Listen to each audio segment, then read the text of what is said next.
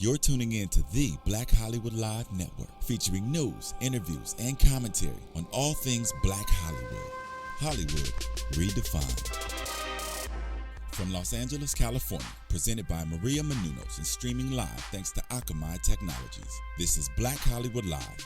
Next, featuring intimate and in-depth interviews with Black Hollywood's next edition of stars and influencers. Black Hollywood Live. Hollywood redefined. You're listening to Black Hollywood Live. And now, the host for Black Hollywood Live, next. Hello. Welcome to Black Hollywood Live. Happy Friday. Thank you for joining us today. I'm your host, Jessica King, also the producer of Fox's hit show, Dish Nation. Check it out. Also joining me is comedian extraordinaire, Nick Perdue. What's up? Holler. And we have a very special guest today. We're so excited to welcome him. You may recognize him from LA Complex or from AMC's The Killing. Ben Watson, hello. Hey guys, what's going on? Thank you for joining us today. Thank you for having me. It's you're feeling a little cooler now. When you first got here, you said you were dying. I was dying. Now I feel a lot cooler. I feel great. I feel like I'm on a casting couch right now. Great. Wow. Well, you know, I'll put me on a couch. What do you want me to say? by the end of this interview, you're gonna feel amazing. So let's hop right into it. Start from the beginning, from your roots. My roots. All right. I told you we stalked you, so we have a lot to get through. First things first, you were born in Jamaica. You spent a large amount of your childhood there. I did. My dad is also Jamaican, so I spent a lot of my childhood summers there to visit my grandparents. And whenever people hear that I've been to Jamaica so many times, they're always just like, oohing and ahhing about how lucky I am and how they wish they could spend summers in Jamaica. But what they don't realize is that Kingston, where my family lives, is much different from, let's say, Negril. Yeah. So do you ever get that? Do you feel that there's a disconnect between the reality of Jamaican culture and the perception of Jamaican culture? Yeah, I mean, I get the same thing that you got into. Is like a lot of people are like, "Oh man, you were born in Jamaica? You lived in Jamaica?" I'm like, "Yeah, I didn't live in like Montego Bay or like all the touristy areas." I'm like, "No, I'm in like the middle of the island where it's just like it's ghetto. Yeah. Like it's cool, but it is ghetto." And my thing is like everyone wants me to go camping all the time. I'm like, "No, my entire life till I was 10 years old was basically camping." So I'm like, I've done camping my entire life. I'm not going camping again. So, I mean, yeah, there is like a huge perception, like different perception when it comes to like living in Jamaica, and it's pretty funny. It's really funny hearing people. Yeah. It's not the white sandy beaches that No. everyone imagines it to be. I mean, it's Jamaica, you know. But like you say, you were there for 10 years. So Yeah. when you were 10, you moved to Toronto, right? I Or did. T-Dot, as they say. T-Dot? Right? T-Dot in now. So go, what was it like you know, that big change, you know, besides the climate, like what were the biggest differences between Toronto and Jamaica? The biggest differences were because like I lived with my dad and my my mom. Cause my mom was in Toronto. I lived with my dad, and we had like a house, and we had like a front yard and a backyard and all that kind of stuff. And once I moved to Toronto, I lived in the building. I was in an elevator. I'm like, what is an elevator? Like all that kind of stuff was just Oh, wow. very weird. And I remember the first night I went to Toronto, I couldn't sleep because I watched a lot of TV and I thought vampires were real and they existed in North America. So the second I got to Toronto, I did not sleep that entire night because I'm like, Mom, a vampire's gonna come and bite me.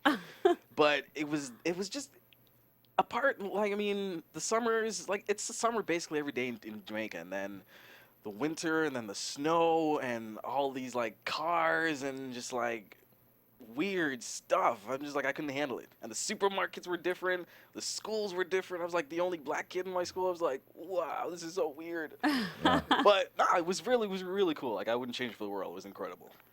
So everything's changing around me. Well, you're in LA now, and you still go back and forth between Canada and California. Has your family been supportive of your acting career? And Oh, it took my mom. Now my mom is supportive now, but literally even last year, she's like, "Are you gonna get another job?" I'm like, "Mom, this is all I want to do the rest of my life. Like, I don't want to do anything else."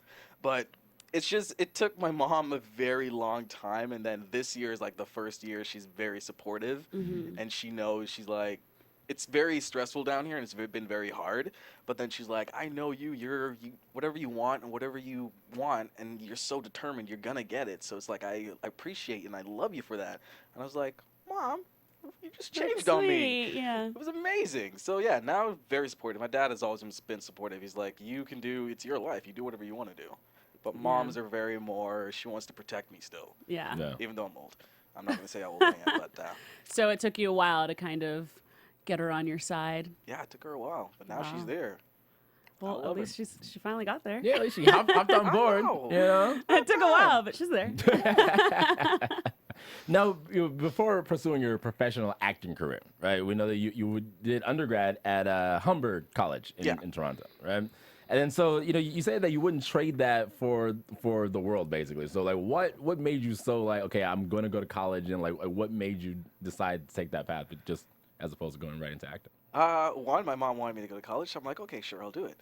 But it was acting for film and TV. But on the other hand, they had like there's like an English course and history of film, and there was also psychology, because I really wanted to get into psychology. I actually wanted to be a therapist for a lot of my life, but I'm like, I can still be a therapist and be an actor at the same time. It was very important for me to go to college because I wanted that college experience of just being a college kid and doing college craziness. And Yeah, I'm like, totally. I wanted that so badly. So I'm like, I did You it. just wanted to party. Pretty much. I want an excuse to party and just get drunk and just wake up and go to class and be like hungover in class. I'm like, yeah, I just wanted that experience. So yeah, that's basically, it was the experience I wanted, for sure. And I got it. So done. It's in my little book as an actor, and I'm good to go. There you go. So what was the most important lesson that you learned from your college experience? Most. I feel like there's a story behind that. Just okay. Let's go to the bad aspect. Well, not too bad. The most important thing, one of the most important things I've learned is don't drink too much and don't black out, because your friend might wake up in a bathtub and you might think he's dead. Wow. I would say that's an important lesson to learn. They go hard until you die. I didn't realize. Dude, we go hard. Hard. Well, having a college degree as an actor isn't necessarily the most common thing we see in Hollywood, as a lot of aspiring actors come out here straight out of college straight out of high school and whatnot. Do you think that having an education gives you a different perspective as an actor compared to someone that doesn't have that education? Yeah, I completely agree. I mean, the thing is, we have the ability, especially in North America, to go to college and go to school and learn. I mean, as an actor, you need to constantly continue learning. So I'm like, you can never stop learning. And I think it's fascinating to learn so many different aspects of what we can in this entire world. So I'm like, if you have the ability to go to college and university, go for it. I mean, we have like all these amazing like big time actors that are going back to school after they've been doing so many big things. They're A-listers and they're going back to school. I'm like, why would you not go back to school? It is very important to go to school. Education is the best key you can ever have in your back pocket whatsoever. Yeah, I agree. And you mentioned that your mom wasn't on board at first. Do you ever feel that having your degree gives you some sort of comfort in having that plan B anytime, you wanted to be a therapist at one point? No, honestly, no. If I want to, like, I'm going to go back to school. I'm going to go back to school for psychology. I'm going to go back to school for other stuff. Like, I want to architecture, like psychology. Like, there's so much stuff I want to learn that I'm definitely going to go back to school, but just not right now, because I want to focus on my career and eventually get to the whole family thing. But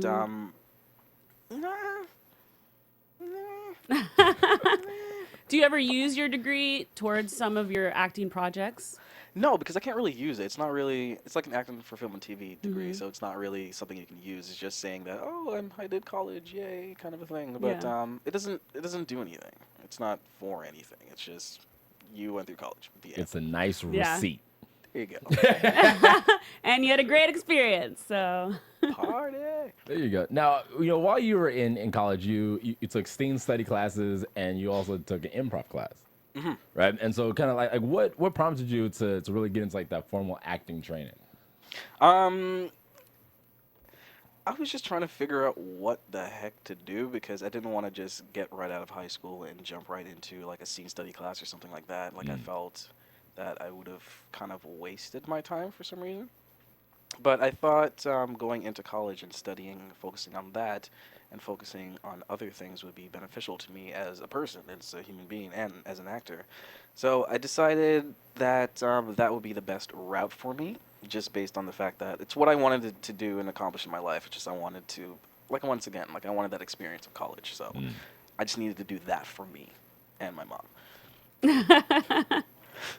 And mom's always watching. Yeah. That's really what it all comes down to. Is mom wanted me to do it? So I'm gonna do it. Straight up. Now, earlier, we talked about how important education is to you, and so you're currently in a grad program, right? So kind of like tell us about that program and kind of like what it's about and. It's a school in Vancouver. It's like Actors Foundry. It's a grad program there, and it's like a scene study class basically. Okay. And we just like develop scenes. It's like a regular scene study class. So it's like I've graduated to like the grad student thing. That's people that are working and on shows and stuff like that. So it's just doing a scene study over and over again, and me developing my craft as an actor and opening doors into. Because I mean, we all have emotional blocks. We all walk around with. There's two sides of us. There's a face that we put on when we're outside into the world, and then we take that mask off once we're home. So majority of my studies have been trying to getting rid of that mask that I walk around with, and it's just like one mask I walk around with as a person. And so far so good. But yeah, there are times when you need to put on that mask because you need to protect yourself because there's some really a-hole people around in the world. But yeah, that's basically what my program is. Yeah. It's interesting. Yeah. Well, in previous interviews, you've cited your love of storytelling as something that led you to pursue acting. Do you feel thus far in your career that you've had a chance to express some of those stories that you like to tell? Oh, yes. 'Cause that's my thing. It's like I watch movies and I watch television because of story. I mean, story is such a vital and important thing. If I'm not moved by something, I get very, very bored very easily as a human being. And if I'm taking in a role and the role is not telling something to the world or telling something to people and trying to change people's perception of things, then I'm just like, I don't want to do it. Like I can't do it because that's like I get really bored. I don't want to do anything. So I mean, yeah, from LA Complex, fantastic role. Like had the ability to tell an aspect of the gay black community, which was phenomenal. And then with The Killing, getting to tell a transgendered role as a black girl was fantastic. So I'm like, those kind of aspects and those things are like so powerful to me and they're amazing. I'm like, yes, that's what I want to tell. Yeah. Do you feel like writing your own projects would give you some more opportunities to tell even greater stories? And Oh yeah, I'm writing a couple things right now. I'm shooting a couple 2 shorts when I get back to Toronto in September. And it's kind of based a little bit about my life and a couple of my friends' stories. So it's like combining these 2 stories together and putting them into a medium that everyone can see. And because my favorite film was Requiem for a Dream. Okay. And I left that theater and I was completely a mess for 3 days. Oh, And I'm wow. like, that's what I want to do. That's what you're looking for, yeah. I want to leave. I want everyone leaving the theater and they're completely a wreck. They're messed up. And then you actually have to think, wow, life is completely insane. That is true and realistic to what life is. But at the same time, my life is amazing because I'm alive. Like, those are the things I want to do. And that's the stories I want to tell. And just like that, I want everyone to feel that when they leave a theater. That's my goal.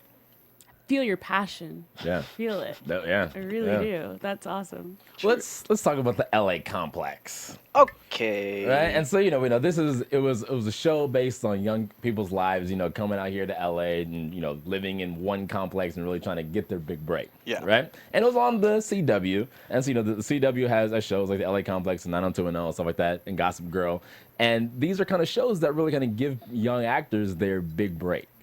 Right, so what was it like? Okay, being on this show, you're doing red carpets now, you're doing interviews, you see yourself on TV. Like, what was that initial reaction like? And people loved the show, so like, what was that like being a celebrity in LA? It was cool. I'm not gonna lie, it was really cool because like I did a lot of hard work on that show, and then you get the benefits and the payoff with what everyone does. It was cool, but it was weird to me, and I told my mom about this. I'm like, Mom, this is so weird. Like people, it's like I'm better than everyone else, and I felt, but it was weird. Like I don't want to feel like I'm better than everyone else, but it was like people were treating me like I was a god. But I'm like, I'm just doing what I love to do, and I'm telling stories. So why are you treating me like a god? I'm just like a normal person. Like I have tons of people on Twitter and Facebook, and I answer all their messages, and they're like, "Oh my god, you answered me back." I'm like, yeah, why wouldn't I?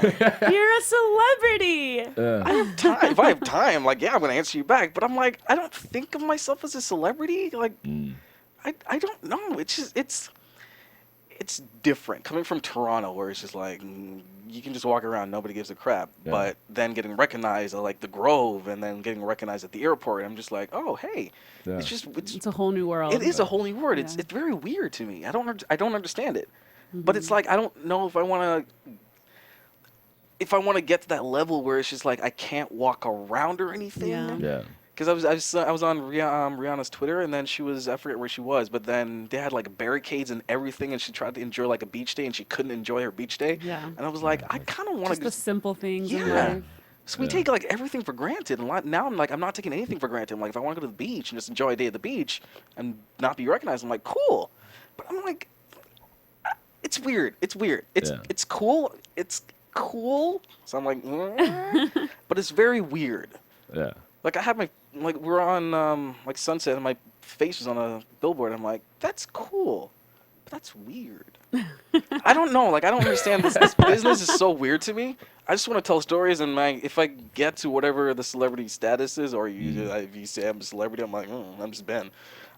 If I get there, I get there. If I don't, I just want to continue telling stories, and I just want to change the world. Like realistically, at the end of the day, I just want to change the world.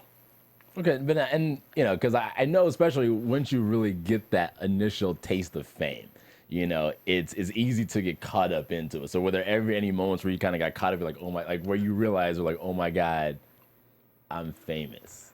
Yeah, the second I got caught up into that crap, I literally booked my flight, and I'm like, Mom, I'm coming home. And I went home, and I stayed for like 2 months. And I did what I usually do, is like work with disabled adults, and that got me back down to reality. Like this is awesome, but it's like, it's not, at the end of the day, it's like, if you're not constantly doing a job, or if you're not constantly famous, as they call it, you're kind of like back to normal. You're back to nothing. Like nobody wants to know who you are. But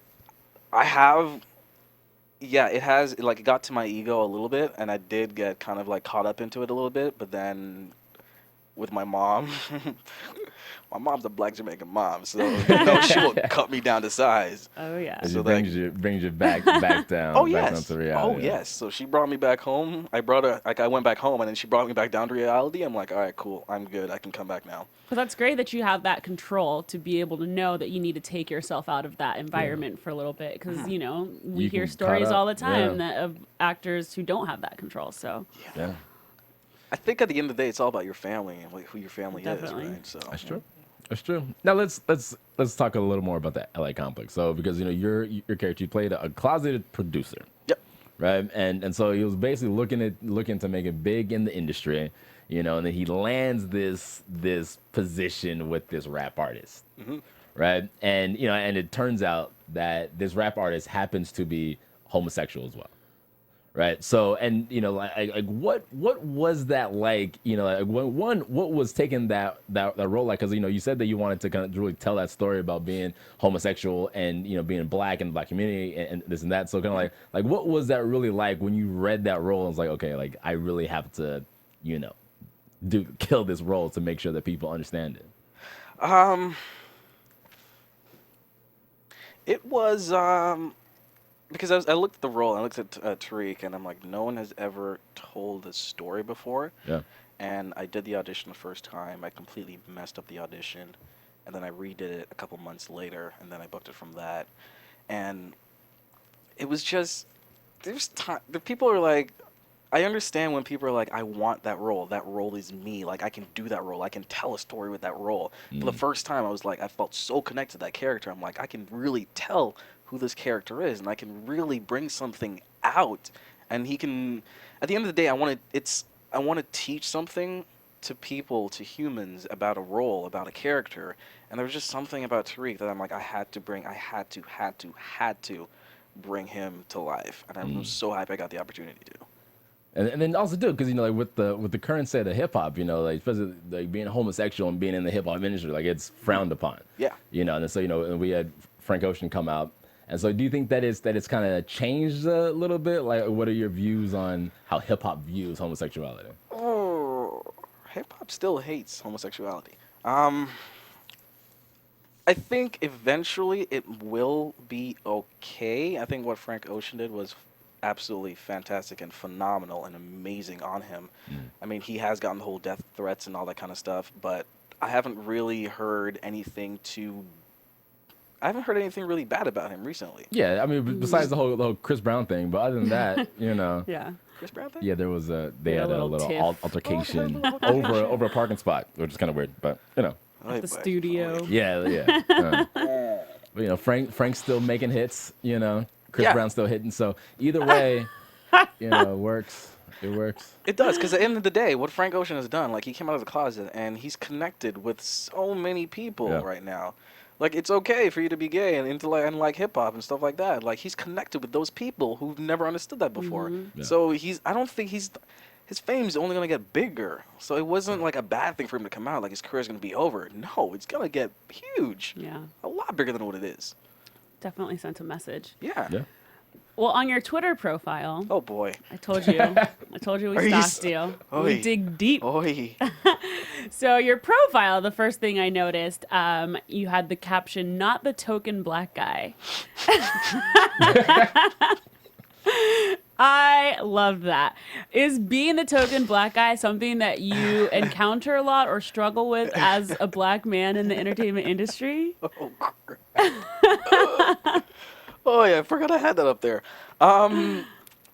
Actually, yeah, like being back in Toronto and like a lot of the roles I went out for, it was just like the black friend or the black guy who died, or it was just like the black guy who was funny, but it wasn't like anything really deep about this character. And like I got like 85% of that in Toronto when I was just starting out. So yeah, it's like I have that a lot.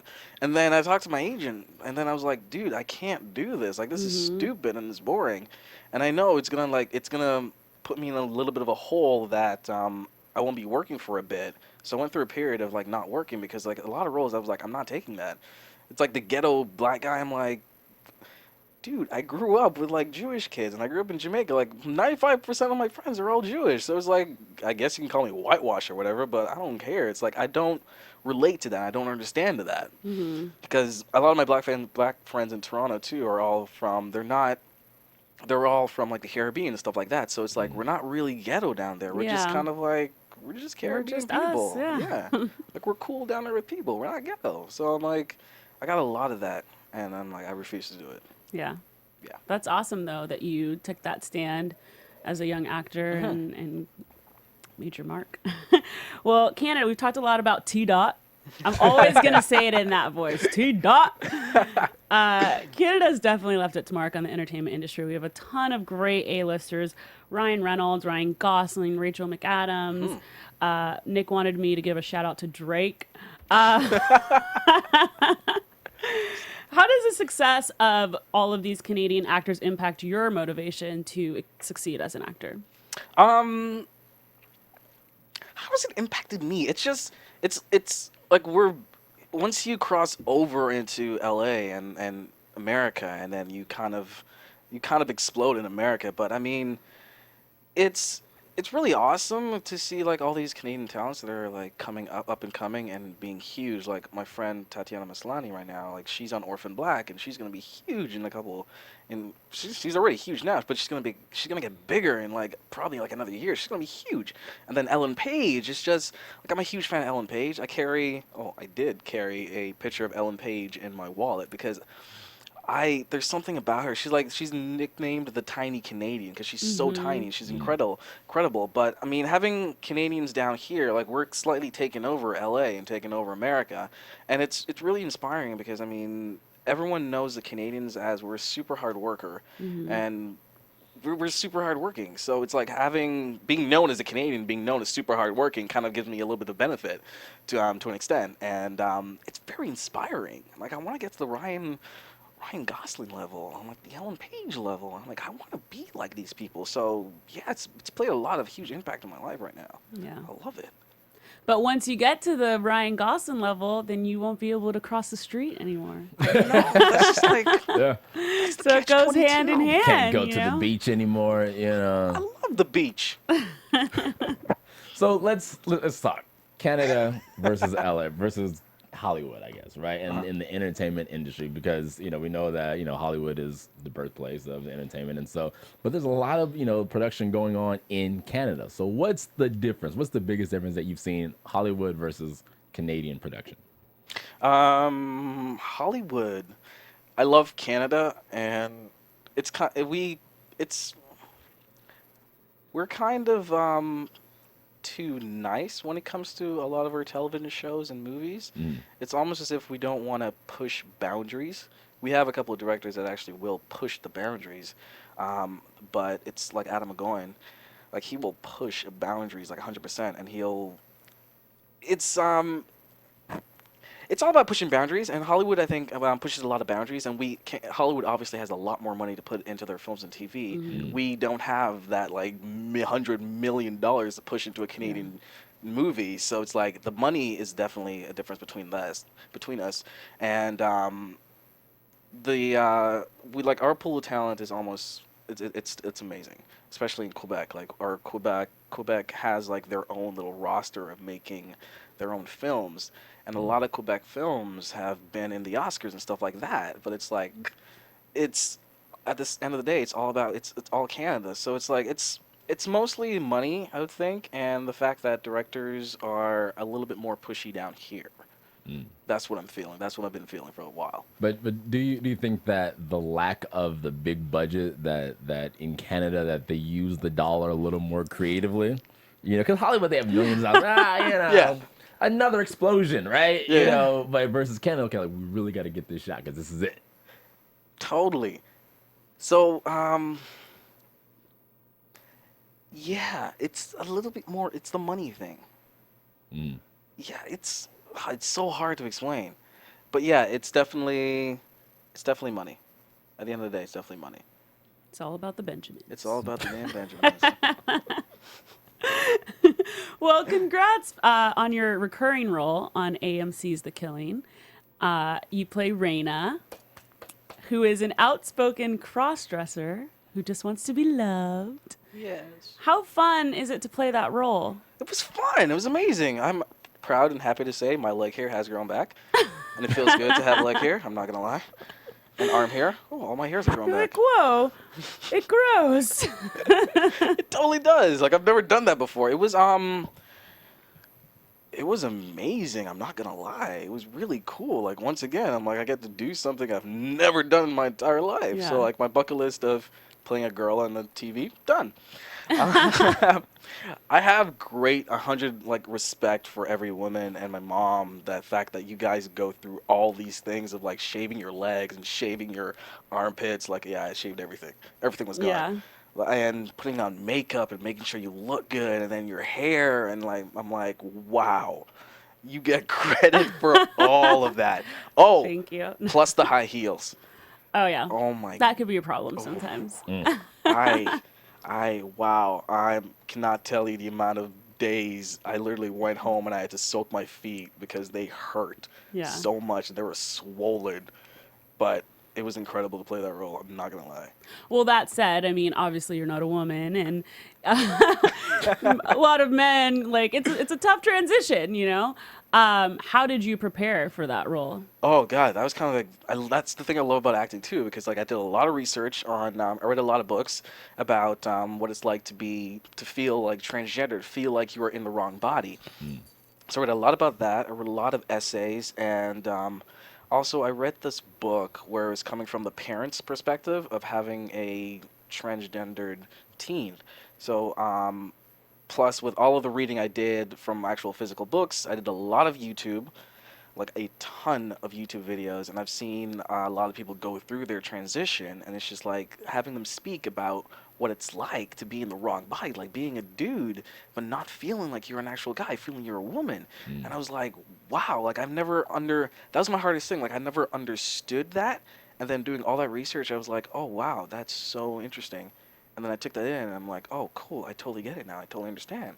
But then at the end of the day, for Rayna, it was love, and I think we all as human beings actually understand the whole thing about love because we all want love. Right. And Rayna never got the love that she wanted because her mom left her as a kid, and then her stepdad was so abusive to her, so she never understood what love was.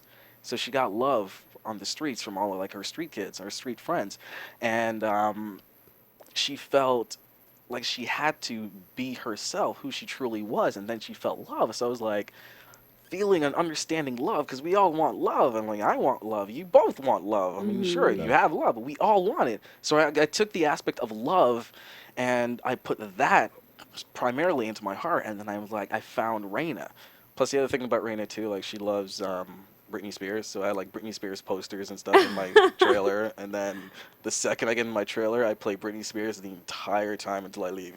And I'm like, and I would do the dance and everything. I'm like, yep, Rayna's back. Did we see any of Ben in Rayna?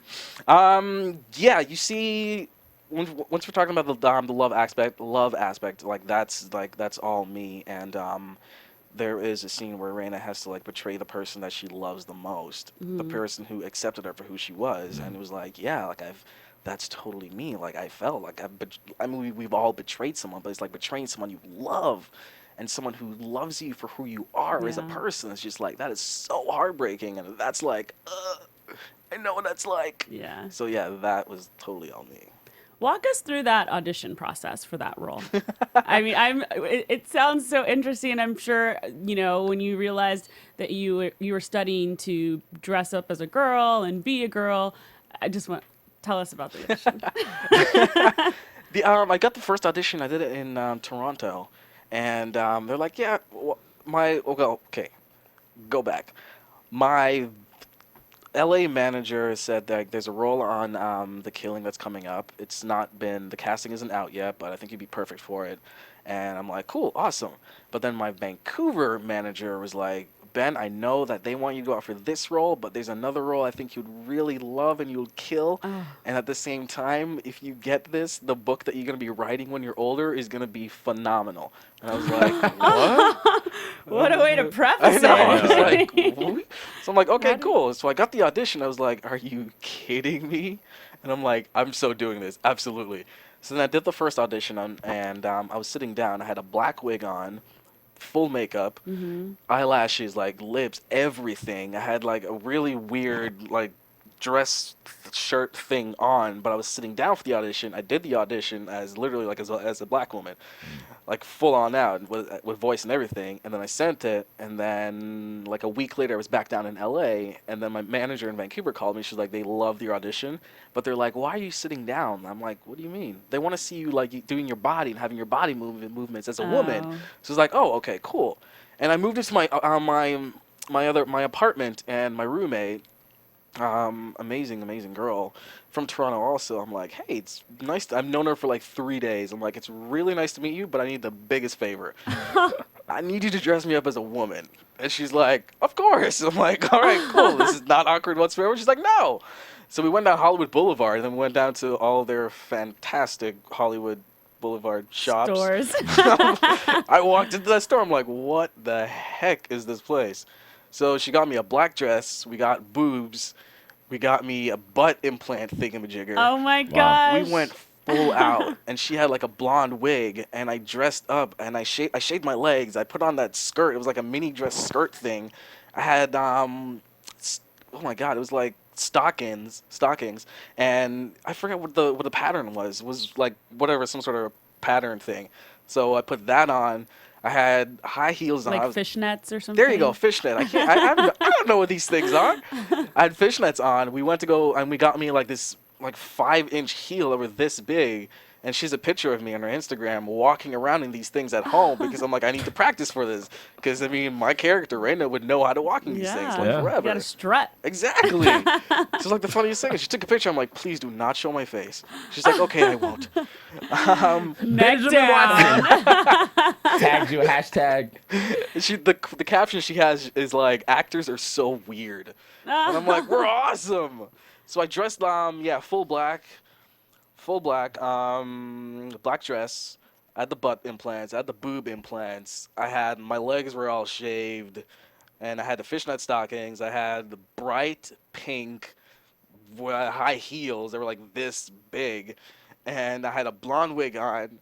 And I went to go tape it at my friend's house, and I'm like, I'm not gonna have enough time to change over there with my makeup and everything. So I literally got into my car as a girl, and I drove to his house full it. out, and I was He's like, it was incredible. And I did it standing up, and I did like my whole hand thing and all this kind of stuff, and then they loved it. And then in like 4 days, I was back in Vancouver. That's amazing. Wow. For your first audition, did you do your own makeup? No, I had my friend. I have no idea how to do the makeup. That If I- would have been fun to see. It would have been pretty funny, but I'm like, I would mess it up completely. So I'm like, I got another friend of mine. I'm like, I need your help. Yeah. She's like, okay. I'm like, all my friends, they're have girls. great They're like, friends. okay. Yeah. They're really eager to help dress you up as a woman. Which is It's like, no question. I'm like, you don't want to know why? They're like, no. I'm like, okay, let's go. No questions asked. yeah. Thanks, friends. So now, are you afraid of falling into a typecast based off the breakout roles that you have? A lot of people have been asking me that, and no, I don't care. I mean, at the end of the day, I don't care. Like, I just want to tell, I keep going back to it. I want to tell stories, interesting stories that will change people's perspective. But I mean, no, it hasn't affected me thus far. I mean, no, I'm not afraid of it. I got better things to worry about. Mm-hmm. Yeah. Good answer. Good. See, that's what they would do on Family Feud. Good answer. Good answer. Good answer. Now let's talk about you giving back, because you did mention earlier that you work at Harmony Place Supportive Services. Yep. Right, and so you've been doing that since you were 16 years old. Yep, that was my first job. I've only had like 3-4 jobs my entire life, and that's the one job I keep going back to. Okay. So can tell us about that, like, because we know that they assist adults with disabilities and stuff like that, and help them establish independence. So kind of like, what do you do when you go over there? It kind of depends. But what we do is we kind of have like different programs that we do. So we have like reading, writing, and like those kind of programs and interactive games. And then we also have like a sports group that we want them to do like physical activity, because a lot of our guys are in wheelchairs and stuff like that. So we want to make sure like their legs are moving and like, they have circulation and stuff like that. So we do a lot of that.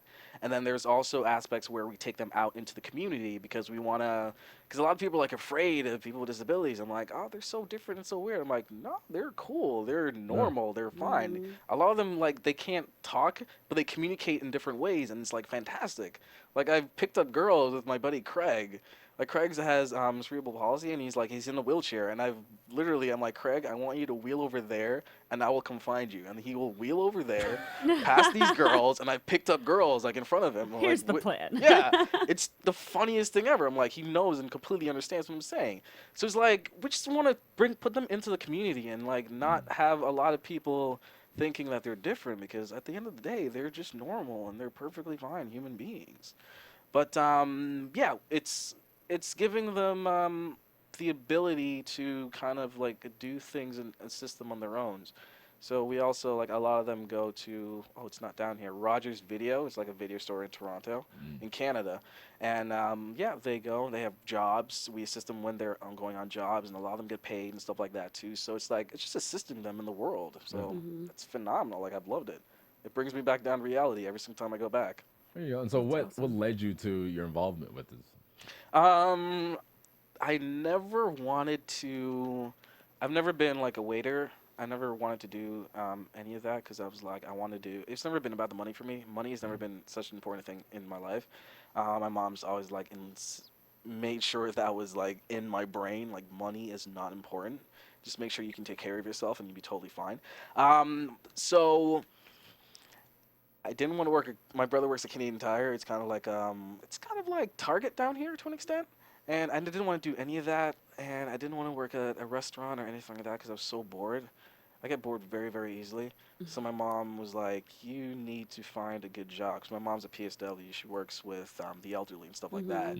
And so she got me into that like one summer, and then it was kind of like it was like it was like a summer camp. So we went swimming and painting, and we went out in the community, all that kind of stuff. It's big. It's a regular summer camp. So I got into that one summer, and I'm like, this is kind of fun. This is kind of cool. I'm like, I want to keep doing it. So then from the summer, it became like a regular summer thing for like 2 years, and then after I left college, I did working for an entire year with Harmony Place Support Services, and yeah, I started with that. So like my mom, once again, she's a big influence in my life. I'm noticing. That's awesome. So she got me started in that. Like she wanted me to work, and I'm like, okay, I'm gonna go work. So ever since the age of 16, I've been working. What have you gained since you've worked there? A lot of patience. A lot of patience, and at the end of the day, the world isn't about me.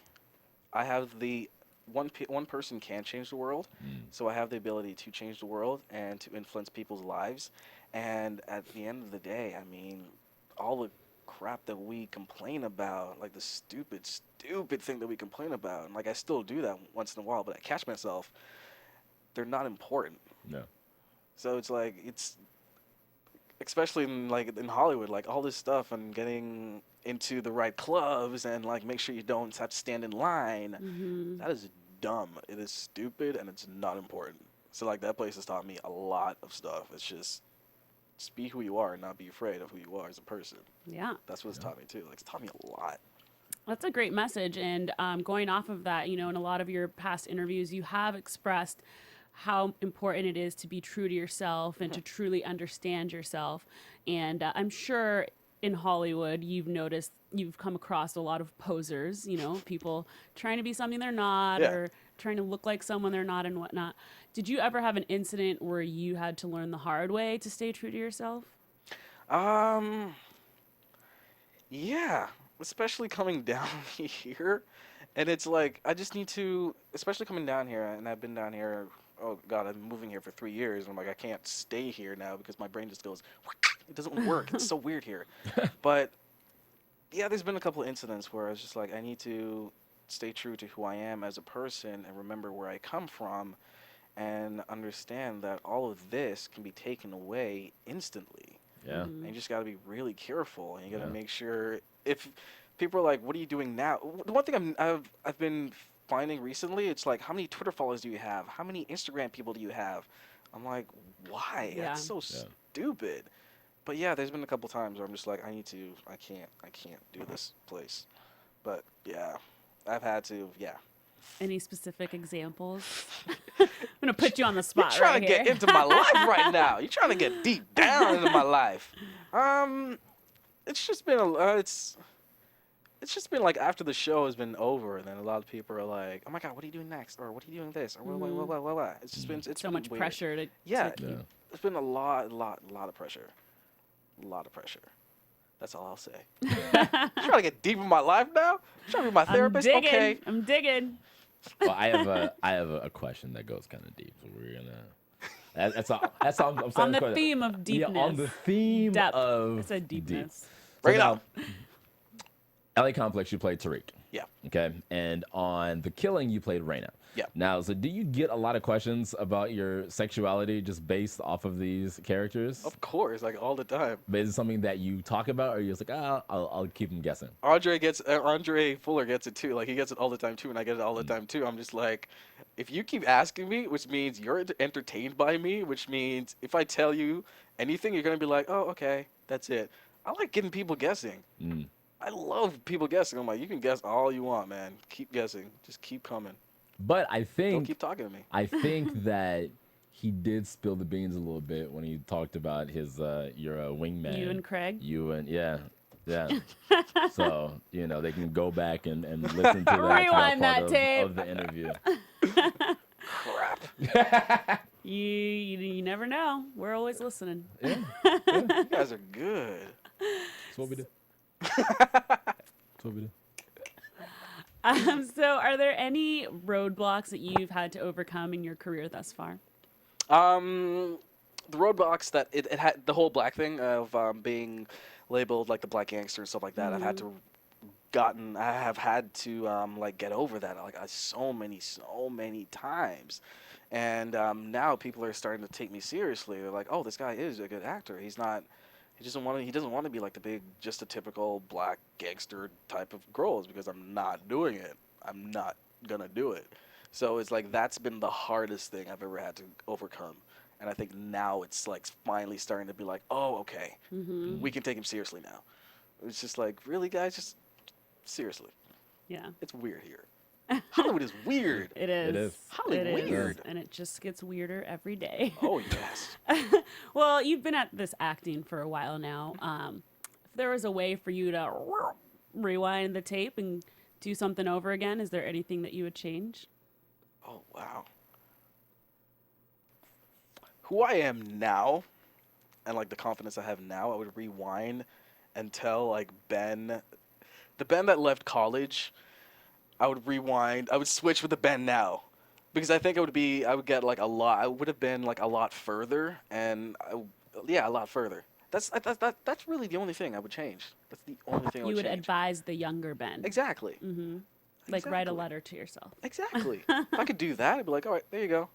Stop acting like a little. What would you say in that letter? I would say, honestly, be more confident. You know who you are as a person. Don't let no stop you, because you're going to get a lot of no's. And mama loves you. Daddy loves you. Aww. And at the end of the day, just be confident.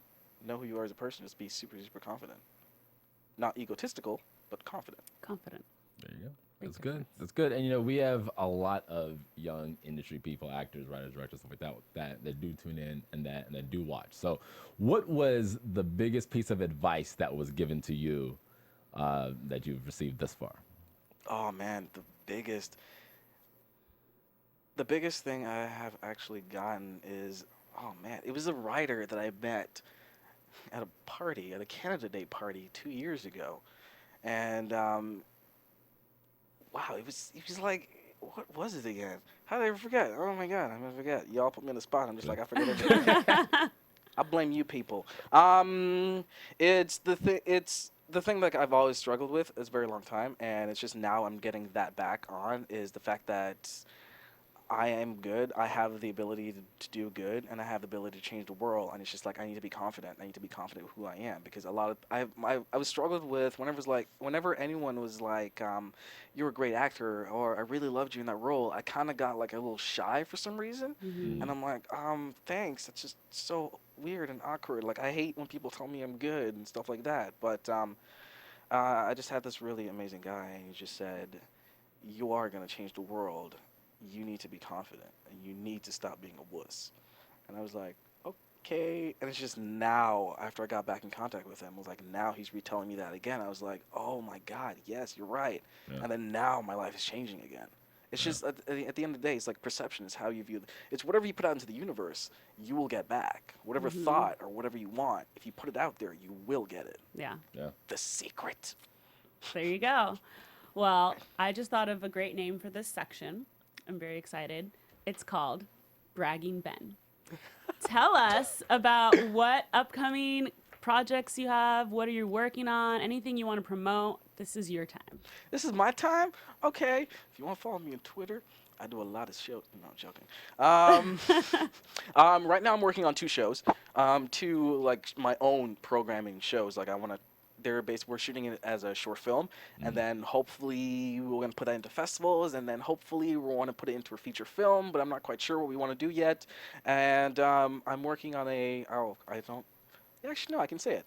I'm going to be one of those and working on a reality show. Ooh.